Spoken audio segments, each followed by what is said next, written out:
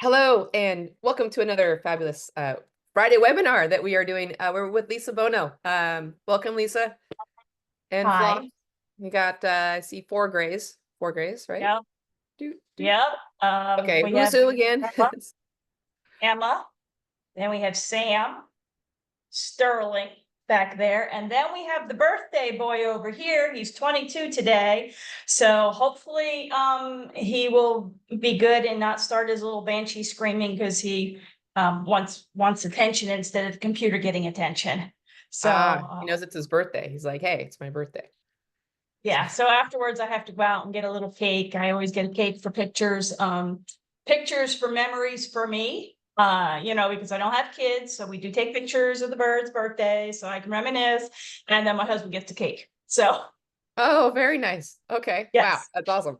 All right, so let's see. We got people logging in, and so we're gonna do a PowerPoint, I'm sure, because you always do a fabulous PowerPoint. And if there's any questions, we'll do it at the end. And just a reminder, use the Q&A button, not the chat feature. But I do want to hear where everyone's coming and joining us from, especially since we're doing a weather kind of related webinar topic today. So this will be, if you're just if you're just joining us, in the chat, let us know where you're joining us from. So we're gonna cover like your experience and tips and tricks for weathering a hurricane today.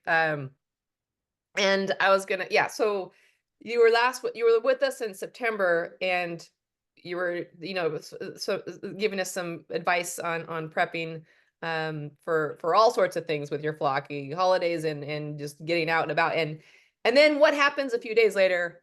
Disaster strikes, right? And now you are in the thick of a weather phenomenon as a hurricane. So that's kind of what spurred today's topic. I'm kind of fortunate that my parts, we don't really get hurricanes, we get earthquakes. So on the West Coast. So but you know, I'm fortunate with that, but this is also going to be whatever disaster you're in, weather disaster you're encountering, there's some Right. takeaways regardless. So Well, I thought I was pretty safe too because I am in the mountains. I am about 4.5 to 5 hours away from the South Carolina shore. Um, we never really expected anything like this down there. I mean, granted, Florida, those people are tough. They're used to it. They know what to do. We were told that we were going to have the remnants of it.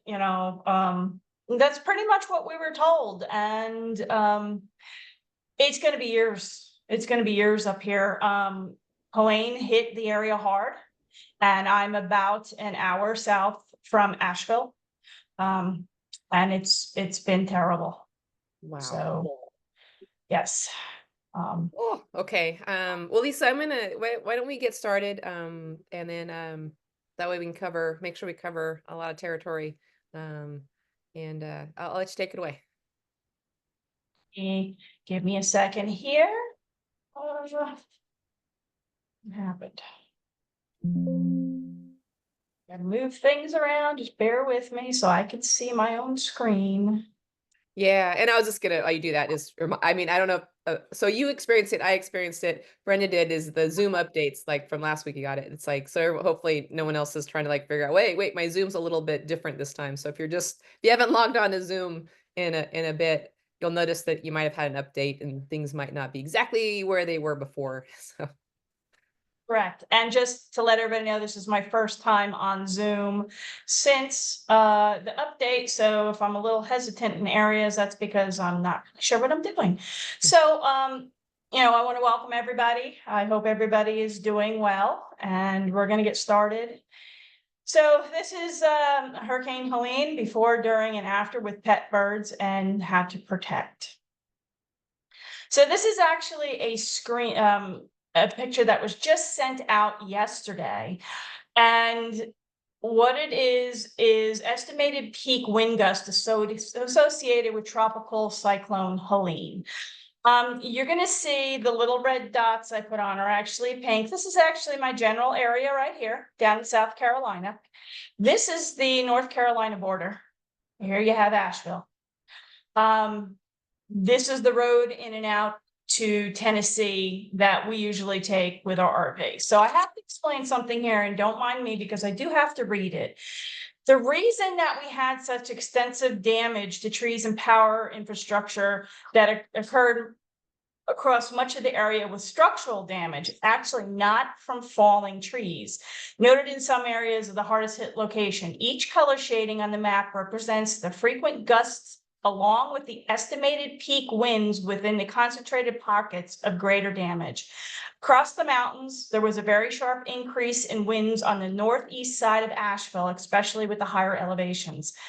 Southeast facing slopes across much of the mountains from the northeast of Asheville to Avery County sustained the most extreme damage.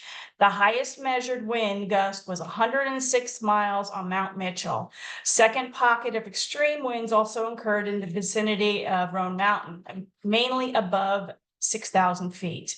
Several factors to keep in mind when we were taking this into consideration was the analysis is that the wind gusts were persistent for multiple hours compared to a thunderstorm where the intense winds only last for a few minutes. A longer duration of higher wind gusts combined with very saturated soils and full foliage on the trees resulted in an incredible amount of trees down. In most cases, the trees are rocked back and forth by frequent gusts until the soaked soil could no longer support them, leading to eventual falling of trees. The winds also changed direction as the center of the circulation passed to the west, thus resulting in trees falling across each other and not necessarily all in one direction. So North Carolina, you hear it a lot on the news. They got hit probably the hardest, and then you have Eastern Tennessee. We were fortunate for the most part, and you will still be surprised with a lot of the pictures that I have for you. Helene started in the middle of the night for us. So the birds were tucked away in their sleep room. I sleep pretty sound. I keep some noise going in the background to drown out my husband's snoring. So I was awakened about 7 a.m. by thud noises. You know, it was thumping like this. And so when I got up to look, I was actually a little nervous with what was going on outside. We had rain several days prior from another storm. And what really happened is you had this one storm come in and pretty much choke everything. And then you had these high winds and even more rain. So honestly, I don't remember any weather alerts going out. We were told that we were going to get the remnants. That's what I heard. I had other things going on. Did I prepare as much as I should have? No, and I learned a lesson. So, you know, the day before, where it was already raining, not necessarily from Helene, but the other storm, it was around 11:30. We got a warning saying it's going to be the most significant weather events to happen in the modern era, close to the floods of 1916. So we were supposed to get 6 to 8 inches of rain. Asheville was supposed to get about 4 to 6. Actually, some of the counties in there, the towns received 30 plus inches of rain, besides the rain that we had already had. So when I got up at 7 o'clock, you know, I was trying to decide, you know, what should I do? The birds were sleeping, you know, I had their air purifier on, and kept it a little quieter in there. This is actually outside the bird room window. So we had 60 to 7 mile per hour winds and pockets of 80 sustained for hours. And that was what the scary part was. So this is a video I took standing in the bird room. Hopefully we got the sound right. If it's not, because of this update, let me know.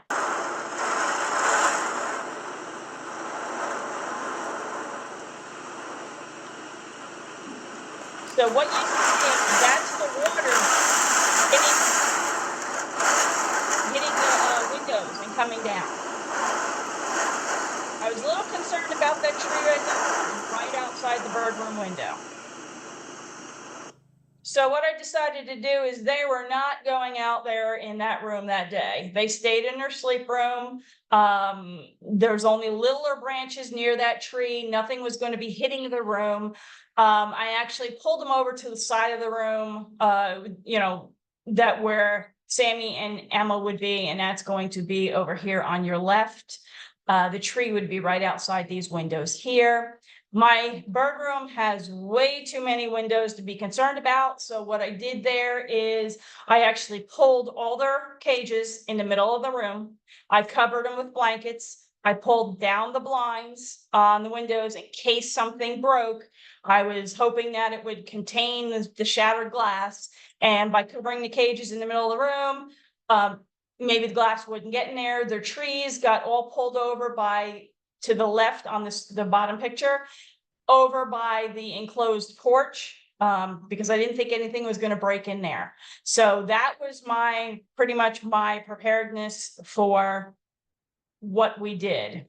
This is actually our backyard, and the river came over the banks, I believe about 250 feet. So back here by this tree, beyond that is actually going to be the riverbank that's usually about 8 feet below. So I was actually waterfront for a few days. Every once in a while, you'd see a neighbor's, garbage can or a piece of equipment go by. We lost our enclosed trailer one time during a flood, so we learned that we moved it. Now, it doesn't happen often, but if we get a lot of rain, they have to let the water out of the lake by us, and this is what happens. Now, that is actually the back of the property, but we are probably about 400 feet up from there. 300 to 400 feet up there and up a hill, so we are good. This was actually the destruction after the storm.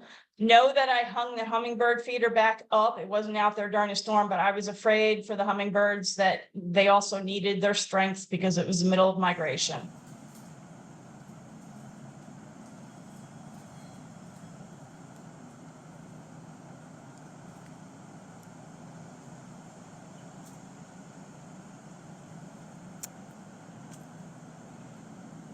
So it looks like there's quite a few branches down. We're real lucky. Branch down, there's the river that can't even tell you how many hundreds of feet it's breached the banks. Kept hearing thuds all night, and the reason that is because the neighbor's tree was coming down. Things in the yard got toppled and broken. So we were extremely lucky. That was really the extent of our damage. During that video, if you looked at the neighbor's tree, actually when the branches were breaking, they were impaling into his yard. So there was some force coming there. Then next thing we noticed that outside communication was pretty non-existent, okay?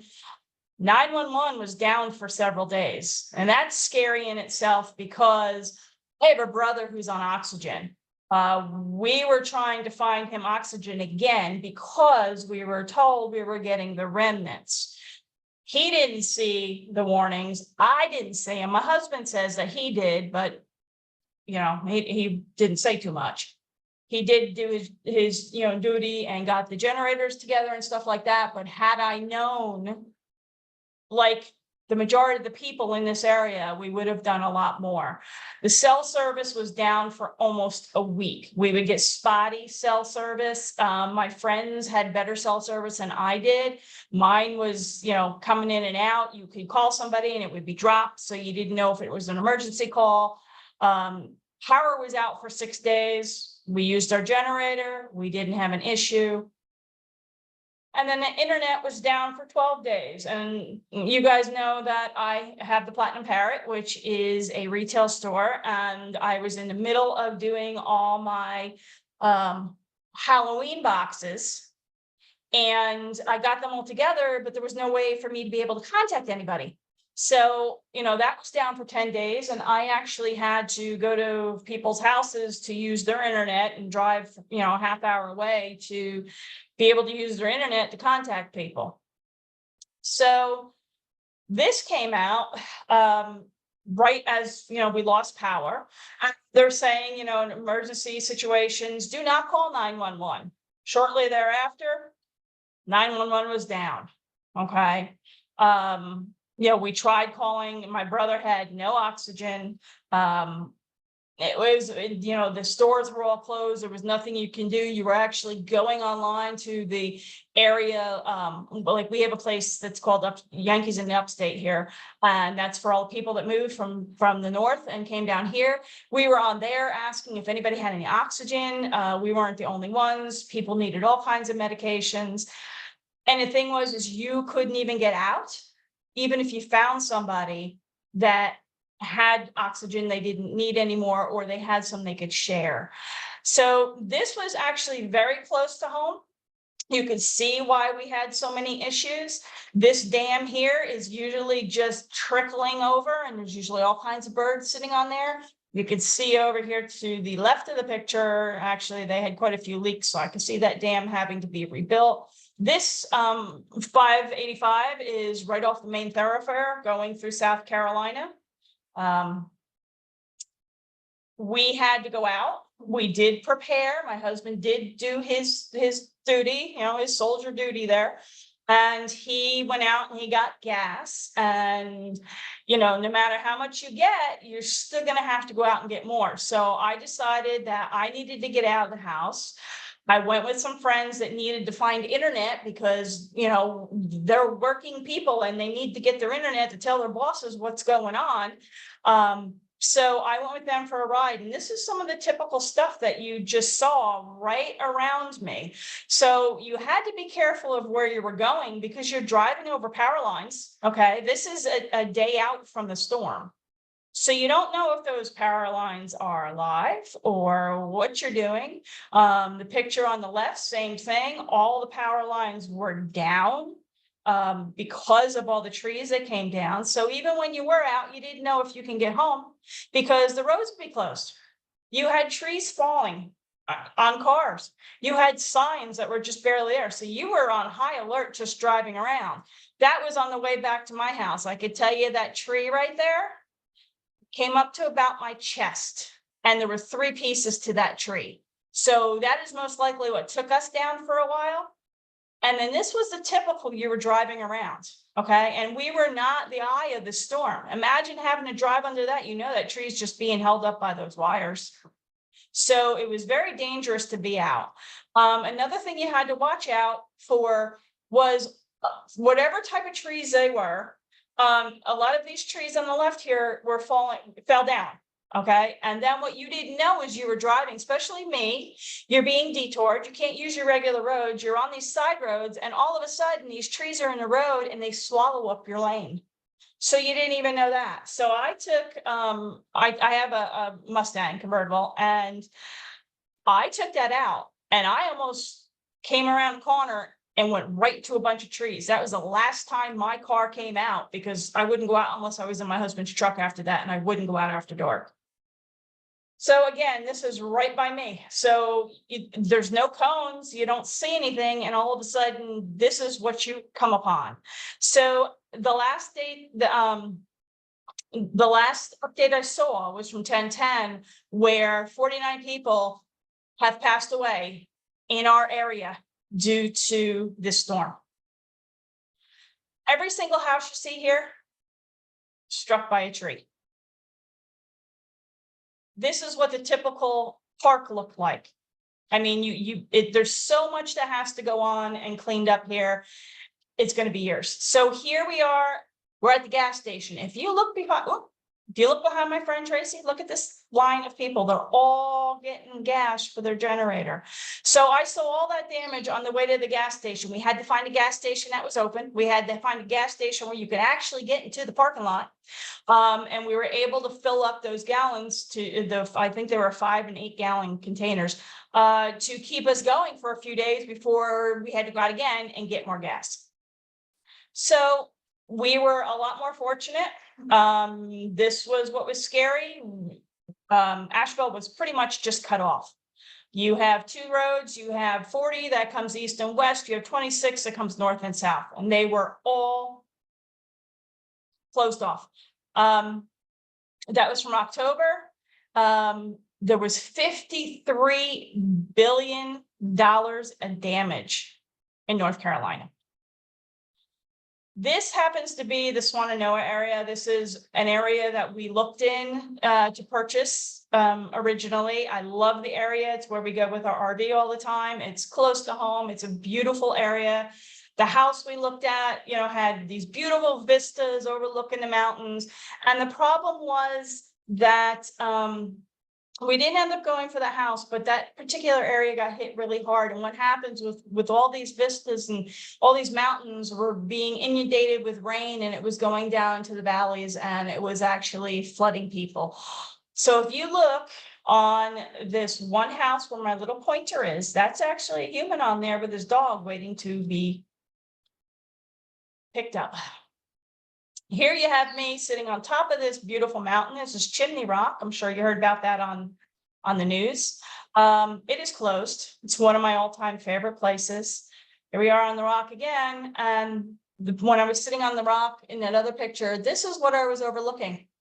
This whole town is gone. You can see by the mountains, it's the same exact picture. So once they're really starting to up and clean up and start to rebuild, my husband and I are going to go up there and donate our time because we love the area and we love the people. We actually go to this little winery right there. That's what it looks like. You can't get through. And again, these are all the areas that are closed. This is why Asheville was closed off, because your landslides and the soil just, you know, falling.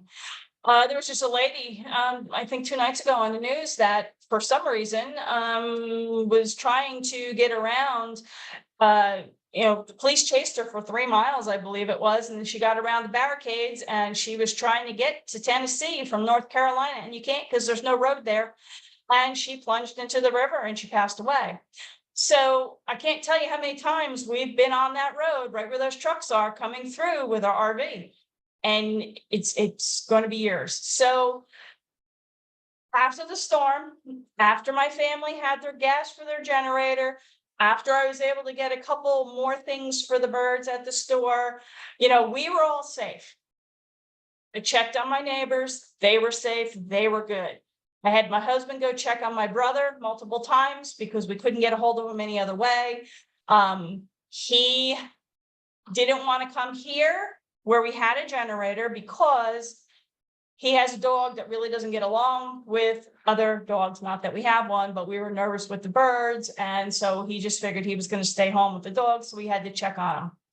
My next thought is, what can I do now to help the community? In New Jersey, it was a little bit different. After Superstorm Sandy, I decided to go take FEMA courses. So I had an ability to get into cordoned off areas. And I joined the Ocean County Animal Response Team as the avian and exotic handler. For people who didn't want to, you know, deal with that, I'd be apprehensive with snakes, but I am certainly not going to let anything drown. Unfortunately, with Superstorm Sandy, we were the eye. I was just a couple miles off of the Atlantic Ocean. A lot of animals were left behind to perish in the water because nobody knew where, you know, the shelters were that would accept animals.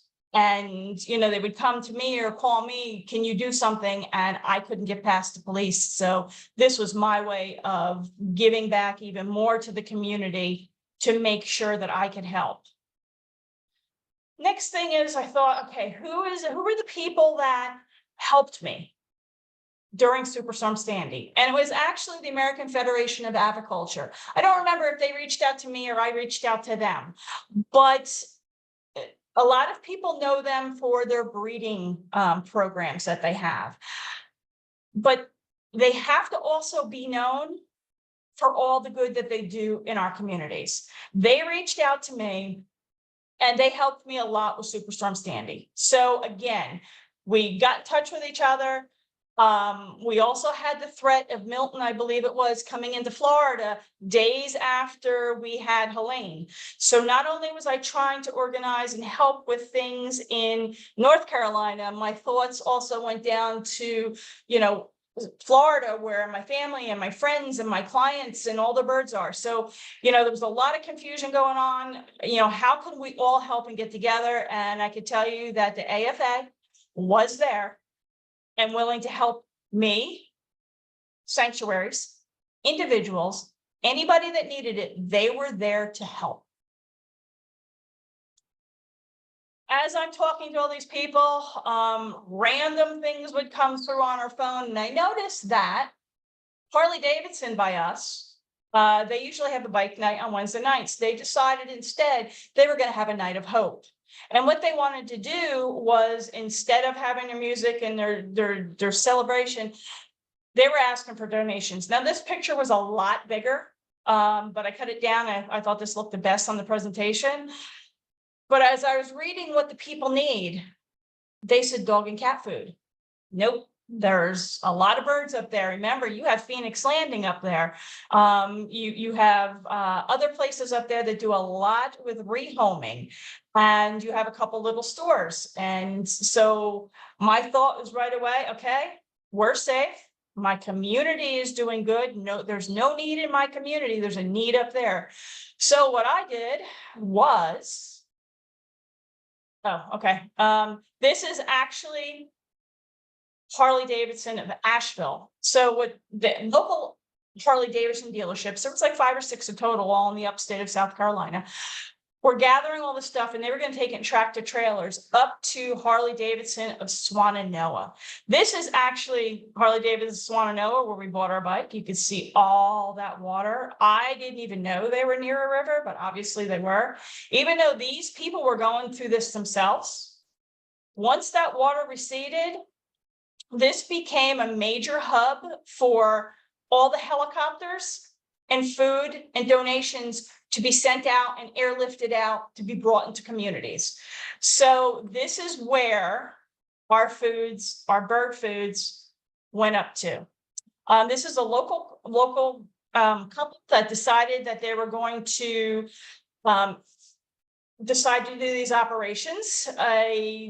FEMA was not really around. So you had neighbor helping neighbor. You had individual helicopters and small planes coming in to try to do everything they could do. So these were the people actually brainstormed, and, you know, they were able to get, you know, 30 helicopters or aircraft a day, and 100 different helicopters and upwards of 200 pilots, individuals like me and you that were able to make a difference, that went up there and dropped off all the food for these people. So this is Bat Cave. This is, you need to take this from Asheville to go through Bat Cave. And let me tell you, it's like a 1-lane little road. We looked at houses there too, and you can't even find one for sale there, even back then. This is, you know, in the little valleys of North Carolina. This takes you to Chimney Rock. And this is an individual group with their helicopters. So they would go in the Harley Davidson, they would pack up, they would go and they would drop off where they could to help people in the area. This was for medicines, this was for any kind of supplies. A lot of them were actually stopping and picking people up and bringing them back to central locations so they could get out. So what I did, when I realized all this was going on, of course, I reached out to my distributors, and I talked with, obviously, Lafeber's was my first go-to. Told them what was going on. They knew I was in the general location. They were fantastic with getting foods together. Again, not only for us, but for Florida, and they were sending donations out. So what we were able to do is we were able to get this to a little rescue that was right outside of Asheville, that was able to then reach out to Harley Davidson to let them know we had this stuff here. The problem with what happened was, because Harley Davidson's food drive was within 2 days, and they were shipping up, or their tractor trailers were actually going up like 2 days later. That only gave us 4 days to get something to Harley Davidson. So because everybody had to ship to us, we couldn't guarantee it being there in 4 days. So we had to reach out to other people that were, able to help us to get the food to where we needed. People knew Harley Davidson was going to have bird food. Put the word out with everybody up there. They were spreading the word. So I wanted to make sure that stuff was there. Luckily, there was food that came in from my distributors, and this was actually at Harley Davidson. They allowed me to go in, take pictures to show my distributors. It has arrived, and it's on its way up to help the people in North Carolina. And then immediately I needed to get food there. My thought was to people, we all use different types of foods. We use what we can get our birds to eat, okay? My thought was immediately, I had to get a little bit of everything. I know Lafeber's is on the way, okay? They sent up a tremendous amount of food. I needed to get a little bit of everything else to the people up there, that if somebody was eating a specific pellet, now the bird's going, they're out of their house, they have the bird in a small cage, the bird's traumatized, nothing's normal. You want to make sure they're having the same type of food. So this was my immediate donation to Harley Davidson to take up within those 4 days until everything started to get there. More than 100,000 homes were damaged or destroyed. And that had an impact on an estimated 200,000 people in North Carolina, in one county alone. So if you look up there to the left, you'll see the little dots. It's hard to distinguish who had what where. Sorry. Okay. So along this line here, this is I-40.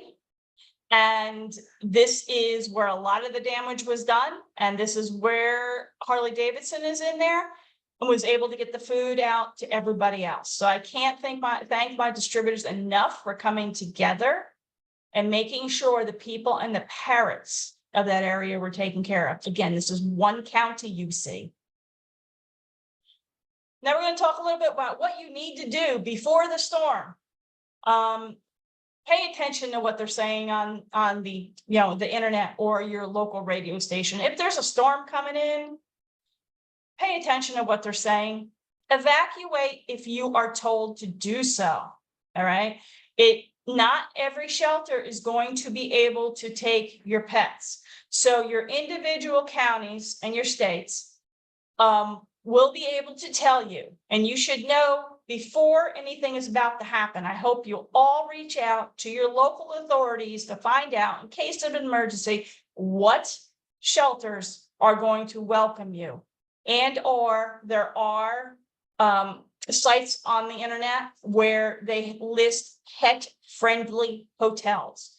Talk with your family members or your neighbors or your friends that might be 20 miles away that are not part of this, if they're willing to take you and your pets in. Now, the reason I have that picture of the helicopter there is because if you decide to shelter in place, okay, and there's an issue, see that little man hanging out of that helicopter right there? Okay, that was my husband's job in the military for almost 40 years. And actually, the unit that this picture is from his unit where he worked at Lakehurst in New Jersey. So by sheltering in place, if you're told to evacuate, you're putting those people's lives on the line. That includes my husband and everybody that I know in his unit. So I'm asking you to also think of the people you're putting in danger and their families before you decide to shelter in place. Okay. what you need to do is you hear storms coming in, you need to check your supplies, okay? You need to fill up your car and your truck tanks. My husband did that. He filled up the car, the truck, the motorcycle. Not that we were going to take it out, but we had gas we could siphon. He also did the RV because we could bring the RV home as long as the roads were clear and we'd be able to siphon gas from that. You want to test all your batteries. We were low on batteries this time. Wasn't a good thing. You want to start up your generator, not during a storm. You want to do it before. You want to make sure it's in a good, safe area outside your house where nothing's going to come in and bother you and your family. You want to check notifications. Again, I had my brother to worry about on top of all this. You want to make sure that you have enough supplies. You want to make sure that it's important that you have, again, your generator. You want to make sure that you have your carbon monoxide tester. Now that's mine in the middle. And the reason it's not plugged in was because one of our neighbors thought they had a carbon monoxide leak and they were looking for somebody's detector to see if that's what the problem was because the family was getting sick. They did figure out they did have an issue. And they went out for a couple days, they had something fixed and they were fine. And then you have your good old fire detector because you don't know what's going to happen. Check all those. Don't take it for granted they're going to work. Gather what you need before you need it, okay? Your flashlights, your gas for your generator. Now we had, I think, about 8 different tanks. That lasted us 2 days. We kept that generator going 24/7. You know, if you don't have that gas, you can't do that. Luckily, it was not cold here, but we did have to keep our refrigerator and our freezer going. So we had that going. You want to make sure you have extension cords for the generator. You want to make sure you have the right ones, you know, the outside ones, the ones you're going to use for your house. Foods that don't need refrigeration. I can tell you, we ate a lot of tuna and peanut butter. So what I did with the birds is I actually went out with my friends. I went out and got all kinds of fresh vegetables and fruits that didn't need to be refrigerated. So I was able to, you know, use that for the birds because their nightly dinner was frozen. I can't, you know, my microwave wasn't working. It was drawing too much power and shutting everything off. So it's not like I could defrost that. And I needed to keep their routine as close as possible to normal. You want to make sure you have extra water, even if you're on city water, because the pipes in North Carolina were damaged, okay? Here in my home, what I've always done, and I just can't seem to get out of my head because it's been instilled with me since I was a child. When you have a storm coming in, you fill up your bathtub. Okay, the explanation through the years was you need the water to flush your toilet, you need the water to brush your teeth, wash your hands, clean up. Okay, so I always do that, and my husband tends to laugh at me because we're on city water here, so we don't need to do that. We're going to have water, but pipes were broken, so stuff was coming in that was contaminated. You want to make sure you had extra water, even if you're on city water. Fragrance-free hand sanitizer. You're going to get dirty. You got to get that gas off you. You got to get the dirt off you. You know, if you don't have water, you don't have an abundance of water, you need hand sanitizer. Luckily, we have a gas hot water heater, so we were able to have hot water, which I don't know what I would have done without. You want to charge your cell phone, your computer, and any other sort of communication. Don't go to bed with it on 20% thinking, all right, you're going to get up and everything's going to be fine, because your power can go out. And then besides, you know, maybe the phone company's going down, you know, with that issue, your batteries are going to be dead and you're going to be contacting your neighbors to see who has a generator. Take care of things online, your payments, etc. This is what messed me up because I was in the middle of my boxes. I had them all done, ready to go, but people couldn't get a hold of me and I couldn't get a hold of them. I had payments that were due with credit cards. My internet was for 12 days. A lot of credit card companies really didn't care that you were late. They said you should call. Well, we had Verizon. We couldn't call. We had nothing because we go through our internet provider for our home phone. We had nothing. So unplug electronics that are not surge protected. One of the first things I did when I saw all that, wind going around, I walked around and turned off all my Austin air purifiers. Even though some of them are surge protected, I learned the hard way many years ago. I just unplugged them all. Check your neighbors and see what they have planned should something go wrong. You want to know, God forbid a tree falls, you want to know where their bedroom might be in the house. You might want to know that, oh, they already left. They went to a family member's. You want to make sure you know what's going on with your immediate surroundings so you could help if you need to. Have emergency numbers written down where all can see, okay? You want to take a piece of paper. You want your vet information. You want your birds information. You want to have that with you. And if you get hurt, you want to make sure that whoever's with you or, has that information to take care of your birds. Fill up your car and truck tank. We already talked about that. And good old battery operated radio and camping lights. When you're ordering these camping lights, just make sure that they're not going to be the really bright LED. And if they are, they have some sort of shade or cover on it, because the ones that I had, which I never thought about before, when I turned them on, they bothered my eyes. So at night, I wanted to have a little night light in the birds' room so they can, at least have some sort of, vision. I had to put things in front of this light because it was way too bright and I didn't want them looking at it. So make sure you're thinking about what you're going to use. And, Alexa and all that's not going to work. So, keep that old radio that you need. Your emergency first aid box for your birds. Okay. You should all have this anyway, but you want to make sure it's right there out in the open or with you on your being with your emergency stuff to make sure you can get to it. You need your scissors, you need needle nose pliers, tweezers, bandage, rubber gloves, okay, in case your hands are full of gas, you don't want to be touching the birds, paper towels and a towel, gauze, vet wrap. I use Aquaphor healing ointment in my emergency kit, but you want to talk to your veterinarian and see what they recommend. Don't go by me. I'm just saying what I use. Ask them. Listen to them. New popsicle sticks or chopsticks in case you have an issue, you have to split something. This is all before you can get to your veterinarian. It's not in lieu of. You have your juvenile hand feeding formulas. Make sure if you have stuff like that, you're checking the expiration date. Okay. Your baby foods. I always keep organic baby foods in the house, nothing with meat. This way, if somebody falls and breaks their beak, I'm able to give them something. And your veterinary information and proof of ownership. You want that band number written down, picture with you. That should all be with you to prove ownership. As well as your own sort of emergency backpack. I kind of like this one. That's why the picture's there. It's a backpack and hands-free, which is great. So that's going to have the same type of stuff, that you had for your birds, but this is going to be for the bigger jobs that you might have to help with human or keep yourself warm. This is what's suggested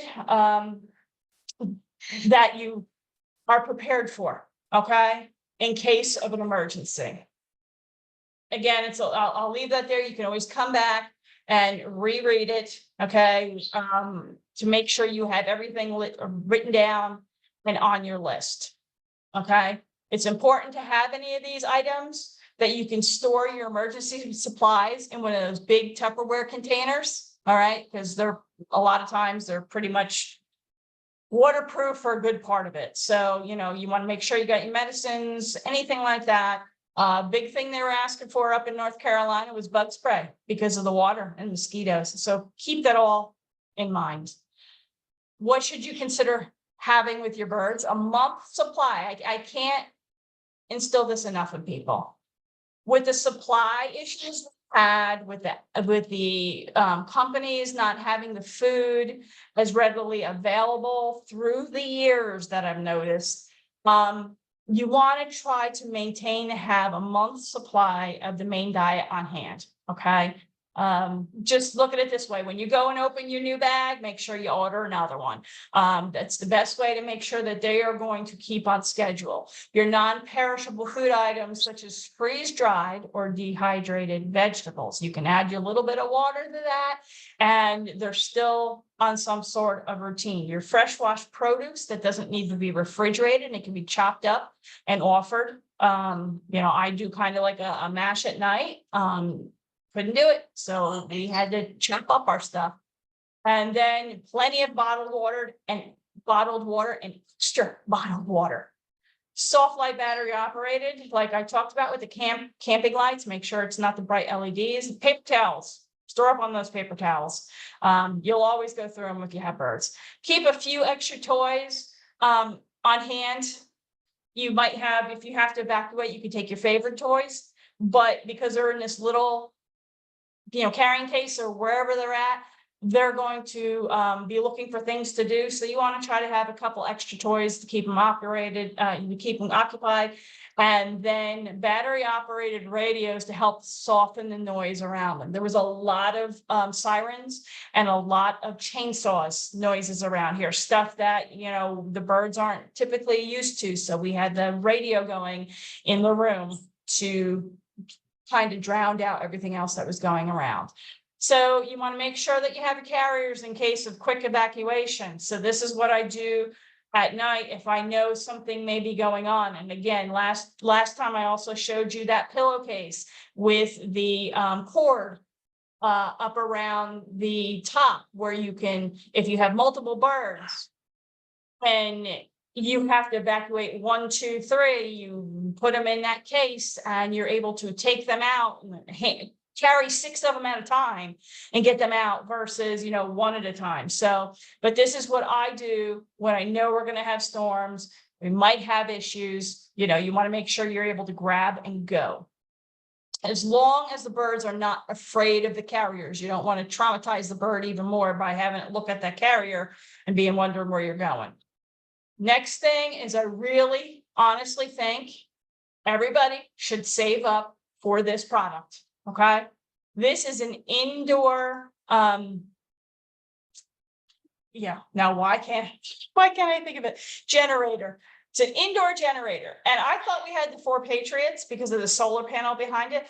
I had the Jackery.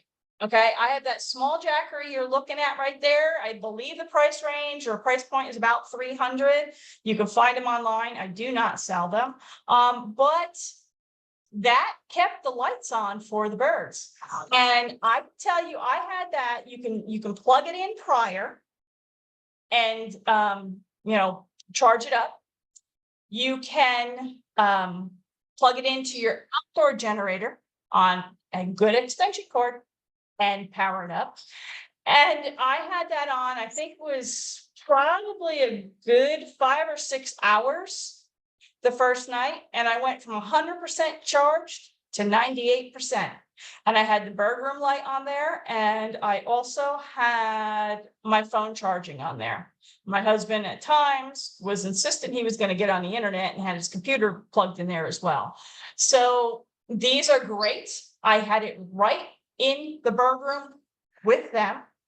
And I could just see me using that, especially for, and it is solar generated as well. So you would have the solar panels outside and that would also help generate it. That's if we're not in the middle of a storm and it's raining. Again, these are the DeLonghi Safe heaters, the oil-filled radiator heaters. These have to be burned off. If you're in the colder areas of the United States or wherever you're watching, you should really invest in something like this. Make sure you burn it off outside days in advance. Just keep letting that baby go, maybe in the garage or on the porch or something, to burn off everything you can, because there is a smell associated with them.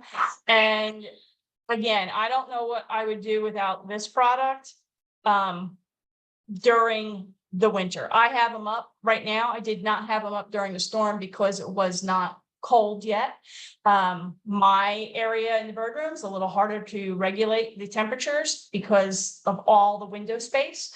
So this is actually a cage top heater. It's I do sell these. And and I have them on each one of my cages. That's a picture of Abby last year. And you can see these legs right here. This is how I have it attached. So she's actually sitting right underneath that heater. It is, I'm trying to think, it's a radiant heat. I forget offhand. Only because I have so many other things on my mind. But anyway, so this is a heat panel and they work wonderfully. You don't have to worry about your birds standing on them or chewing on them. I would suggest you guys invest in something like this as well. You may have to keep them warm one day and it's not expensive. After any kind of damage, you have to make sure the house is checked for mold. This is very important because you got water damage, you're going to have mold, especially with your birds that are talking a lot and bringing in a lot of air. You got your Amazons, you got your African grays. They are more susceptible to aspergillosis. You got it. This comes from your beddings, your nuts that are grown in the ground. You have your mold. This is all airborne. You have to be careful with that because you don't need a sick bird on top of everything else. So you need to make sure you check around if something's wet, make sure that it's, dried out and you don't have anything growing. Now, just today I had a leak of a gallon water container in my cabinet. Luckily, I caught it just as it happened, but I opened it up to put paper towels in there and I saw it was wet. So right now I have a fan and I have my Austin in there trying to suck out all the water and the air, and any kind of dampness that's there. If you need to have construction done, make sure you remove your birds, keep them safe from the construction dust and debris. They were not designed to be sucking in all that stuff. So make sure if you have to have something done, you watch my webinar on creating a bird room. You take that information with you and you move your birds to somewhere safe. With all that said, I actually just took this picture on Tuesday on my way to the gym. Even with all the devastation going on, you still have random people trying to make you smile during this difficult time. So I wasn't on in October because there was a lot of stuff going on. And real quick, I want to share this with you because I had quite a few people ask if I was okay. I was actually okay. My husband and I renewed our vows. So real quick, there you had Sydney, the birthday boy. There you have Emma. You had Sterling, and then you had Sammy. There you have Abigail. That is a little locket with her ashes. So this Abigail, Harley, Otis, they were with me. That was on my bouquet. Here, before going down the aisle, I was actually talking to them, looking at my bouquet. And then I have to have a picture of my old bird. That's my husband. So that's what we were up to. That's why I wasn't around and I just wanted to share. So hopefully we have some time for some questions. I hope you guys enjoyed. And here we go. Okay. First of all, gorgeous dress. Oh my gosh, that dress is absolutely beautiful. Yeah. Are those butterflies on it, by the way? Sorry. No, it was all embroidery. Wow. It was it was all lilac and silver embroidery.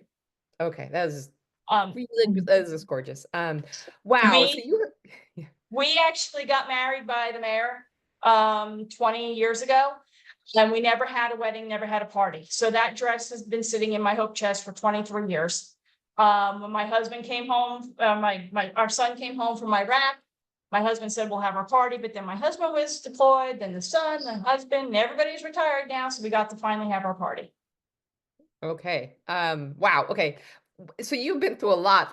I mean, my goodness, that was seeing the town wiped out. That's just I can't even imagine. And it just reminds you not to take anything for granted, like access to water and just being, I mean, the luxuries that we are just so used to, like when you have it all taken away, even access to 911. So wow. Yeah. That was scary. That was, trying to call 911 or trying to call that number they gave us, trying to find out where I can go to get oxygen for my brother. Finally, after, I think this happened on a Thursday where the storm came in, it was Tuesday by the time my brother actually got one small oxygen tank. Whew. and he's on oxygen 24/7. Wow. Okay. Hey, so just to, also you had mentioned the importance of having like an indoor generator. I was just gonna say we should maybe peg you for giving us suggestions for Black Friday sales, because that's something that maybe, like, all the Black Friday sales are coming up. So maybe score a deal on a generator. Some of these items that tend to be big ticket items. You don't know you need them until you need them, right?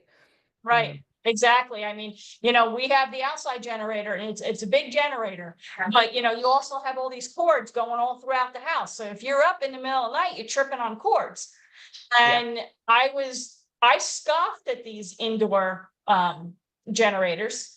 And actually somebody gave us this. We didn't even buy it. Somebody gave it to us. And I mean, it was fantastic. Absolutely fantastic. No smell, no noise except for a fan that came on every, once in a while. It was wonderful.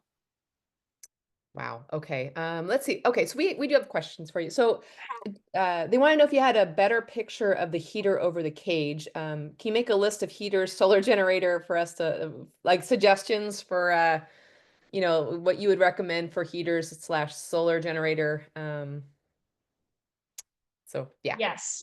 I can certainly do that. I can write something up. I don't know if I write something up and give it to you, maybe you want to, share it next webinar, or because of us going into winter, I don't know how I would get it out to everybody, what, I would suggest. Oh, okay.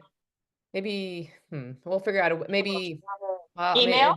maybe Brenda has some ideas. Okay. On Okay. how to get Yes, it I out can to. do that. Okay. Yeah, and then let's see what else. That was very thorough. I mean, my gosh, you really thought out every possible scenario and what you could possibly need. So extremely helpful. Yeah, I guess we could try put on the website some of this. All right, let's see. Do we have another? Um, oh my goodness, we almost spelled the whole. Okay, I got to announce today's webinar giveaway winner, and that's going to be the pumpkin spice nutri-berries, which they're only here till November, so